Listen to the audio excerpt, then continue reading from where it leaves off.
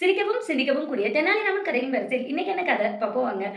அரசருக்கு அன்று பிறந்த நாளுங்க. அமைச்சர்கள் எல்லாம் சிறந்த பரிசுகளா குடுத்துட்டு இருக்காங்க. அரசர் ரொம்ப மகிழ்ச்சியா இருக்காருங்க. அப்போ தெனாலிராமன் மேல ரொம்ப பொறாமைப்படுற ஒரு அமைச்சர் அரசர்கிட்ட போயிட்டு, "அரசரே நாங்கலாம் பரிசுலாம் குடுத்துட்டோம். தெனாலிராமன் என்ன ஆளையே காணோம்" அப்படின்னு போட்டு குடுக்குறாருங்க.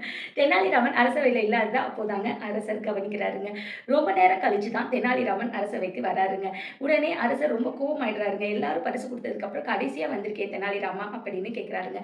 தெனாலிராமன் கையில ரொம்ப அழகான பூ தொட்டிங்க.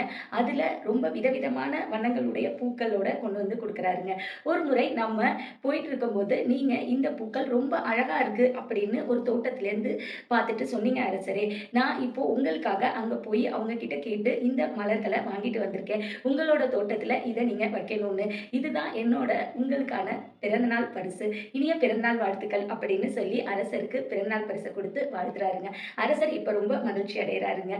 இப்போ எல்லார் குடுத்த பரிச விட தெனாலிராமன் பரிசு தான் ரொம்ப சிறந்த பரிசா அரசர் நினைக்கிறாருங்க. அவருக்கு புடிச்சத தெனாலிராமன் கொண்டு வந்து குடுத்ததுனால.